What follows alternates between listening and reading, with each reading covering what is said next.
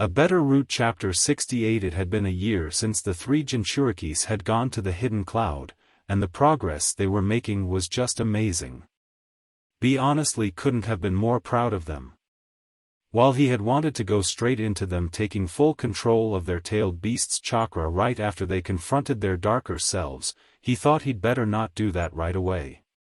If they had been pressed for time then he might have do it, but since they weren't on any timetable he'd get them a little more well-trained first.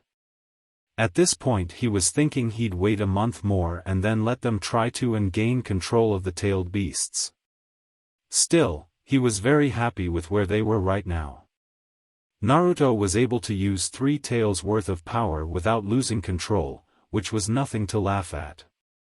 Even a third of the Kyuubi's power was something out of a shinobi's nightmare. He could actually use its chakra to make claws out of his hands. If Naruto kept up at this rate, he'd be a force to be reckoned with when he left the hidden cloud.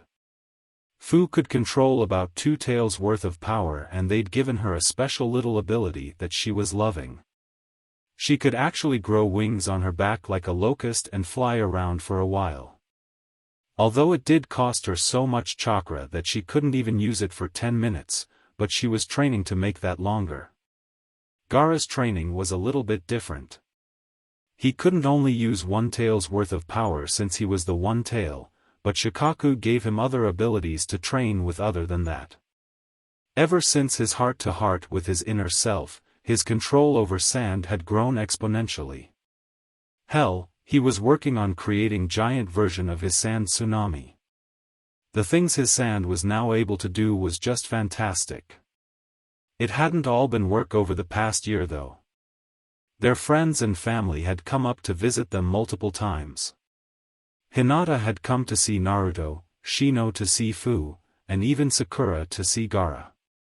Of course Tsunade, Rin, and Shizune had been up to help with the hospitals a few times, but they made sure to visit the kids every time they came.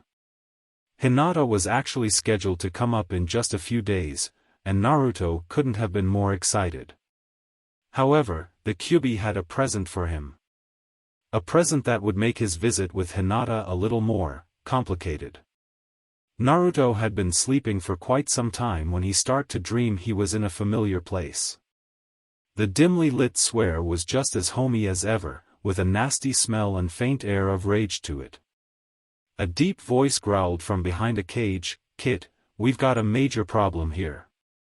Naruto had a feeling this wasn't going to be a pleasant visit. "What do you want, fuzzball?"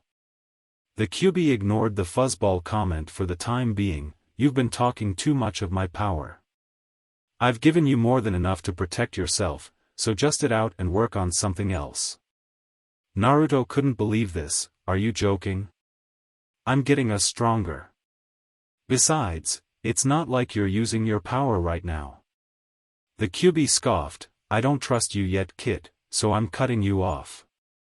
The amount of power you've got from me right now is all you're gonna get." Naruto rolled his eyes. "Come on, I know I don't need your permission to pull it out of you." The Kyuubi shrugged. "True, but I can't make your life a living hell. You don't stop. I can't do much, but I can influence some of your bodily functions, sex drive included." Naruto started to get where he was going with this. "You're not gonna?" The Kyuubi chuckled. "I'm gonna make you so crazy you'll practically tackle Hinata when she gets here, and even if you hold out till she's gone I'm not gonna stop. That might be even worse, you could end up cheating on your precious Hinata."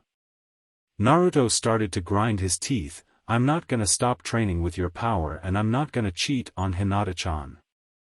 "Do your worst, you prick." The Kyuubi had to admit, the kid had balls. "You asked for it. Just remember this little talk when I turn you into an even bigger pervert than the Toad Sage." Naruto woke up the next day and felt something was different. Taking a peek under his covers, he could see the Kyuubi wasn't lying. He'd woken up with morning wood before, but this easily the worst it had ever been. He was really hoping he could find some kind of way to fix this before Hinata got there. Sasuke and Itachi sat at camp chatting with one another over some coffee and eggs. After a year of searching, they'd found very few leads on the location of Kakashi. It was almost like he'd vanished really. On the bright side, Sasuke and Itachi's training had been going very well. Sasuke had made major leaps in both ninjutsu and genjutsu, even if he was still nowhere near his brother and uncle's level. He'd learned at least a dozen new fire-based jutsus, and he learned 4 or 5 new lighting-based jutsus as well. Most Uchihas used almost exclusively fire jutsus, but since Sasuke had at least half of his chakra type was lightning, Obito felt it was best he learned some jutsus based around that as well. Itachi's training was going well too, although it was extremely different than his brother's. His level of genjutsu was almost on par with Obito's, although his ninjutsu was barely at the level of an elite jounin. He was surprised how much Obito was able to teach him about the Mangekyo without actually having to activate it. Their conversation was interrupted when Obito walked up. "I've got what might be the best lead we've gotten so far." The bartender says he heard 2 people in cloaks and large straw hats talking about someone named Kakashi about 3 days ago. From what he said, it sounded like they were Akatsuki cloaks. The cloths were so strange that they ended up sticking out in his memory. Itachi frowned. Why would the Akatsuki be talking about Kakashi? Obito sighed. "I'm not sure, but I'm going to find out." "Come on." The bartender said they were talking about heading to small village on the outskirts of the hidden cloud. "I think we'll visit Naruto and the others while we're there too." The 2 of them finished their coffee and followed Obito. This was a damn good lead, and they weren't going to wait any longer than they had to.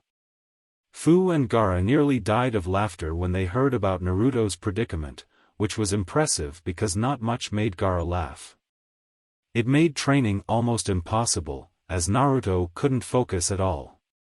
Killer Bee wasn't really sure what he could do to help him in this situation. It might just have been something you had to let run its course. The training and jokes weren't really Naruto's biggest concern though. Hinata was supposed to visit in just a couple of days, and he didn't know how in the hell he was supposed to do that in the shape he was in. Hopefully he could think of something before then. Sadly, he didn't have nearly as much time to think on it as he thought he was going to. Fu came over to him with nervous look on her face. Naruto. Hinata's here early." Naruto froze up like a startled deer. "What? She wasn't supposed to be here for 2 days." "Okay, tell her I'm in my room taking a shower. I'm gonna head back and see if I can't think of way to fix this." Naruto ran off to the lodge they'd been staying in before Fu could call after him. She gave small sigh and went back to talk to Hinata. Since she was only about 300 yards away, that didn't take long. As soon as she got there, Hinata asked, "When can I go see him?" Fu started to say, "Well, he's in the, you know what, I'm just gonna tell you the truth." She whispered into Hinata's ear and the blue-haired girl started to blush a little. "I see. Well, I'm going to go see him." Fu was surprised to hear that. "Really, you're not nervous?" Hinata shrugged. "I only get to see him once every month or 2. I'm not going to miss it just because some overgrown plushie wants to screw with him." Hinata went to the house, leaving Fu laughing her ass off. Hinata knocked on the door to Naruto's room. "Naruto-kun, let me in." Naruto yelled from the other side of the door, "I don't think that'd be a very good idea. You see, I'm. Hinata yelled back, "Fu told me the truth, Naruto-kun, please just let me in." Naruto opened the door with a pout on his face. "She wasn't supposed to tell you." Hinata walked in and quickly saw Naruto's problem. She asked him, "Does it hurt?" Naruto sat down on his bed. "A little." "Look, I really don't think we should be talking about this." Hinata sat down next to him. "Okay then, we won't talk." Hinata leaned in and gave him a hard kiss. Naruto quickly pulled away. "Hinata-chan, what are you doing?" Hinata moved her hand down his waist and Naruto started to blush heavily. don't get too excited Naruto-kun, we won't be going all the way. I'm just going to try and help you as best I can. Naruto was about to object, but Hinata's hand slipped under his boxers before he could. It wasn't long before all he could think about was the stimulation he was getting. Naruto and Hinata got back to the group and they couldn't help but notice the smiles on both of their faces. Leaning over to Hinata, Naruto whispered, "Thanks for that, that was way better than my hand." Hinata giggled, "Thanks for returning the favor. You're pretty good with your tongue." Fu asked them, "What were you guys doing?" They both looked away and blushed, talking. Fu raised an eyebrow, "Did you fix Naruto's issue?" Hinata laughed nervously, "Sort of." Fu decided to drop it there, on second thought, "I don't want to know." Fu left and Naruto asked Hinata, "Wanna go to this place around here that makes really good cinnamon buns?" Hinata got a crazed look in her eyes, "There's a cinnamon bun place around here?" Naruto nodded and she grabbed his hand, "Well, let's go already." Naruto stopped her, "Hinata-chan, I'm the one who knows where the shop is at." Hinata realized she had gotten carried away and regained her composure, "Oh, right. Please lead the way." Naruto couldn't help but wonder if Hinata liked cinnamon buns as much as he liked ramen. Nah, that wasn't possible. Obito, Itachi, and Sasuke looked around the small village, apparently known as the Hidden Swamp, for any signs that the Akatsuki was there. Itachi walked over to one of them woman in the village, "Excuse me miss, have you seen anyone around here in black cloaks with red clouds?" The woman thought about it, that does sound kind of familiar. Black cloaks with red clouds, OH. Itachi frowned, "What?" The woman turned and left as quickly as she could. She yelled back in a nervous voice, "Oh, I just remembered something that I had to do. Good luck in your search." Itachi didn't like this.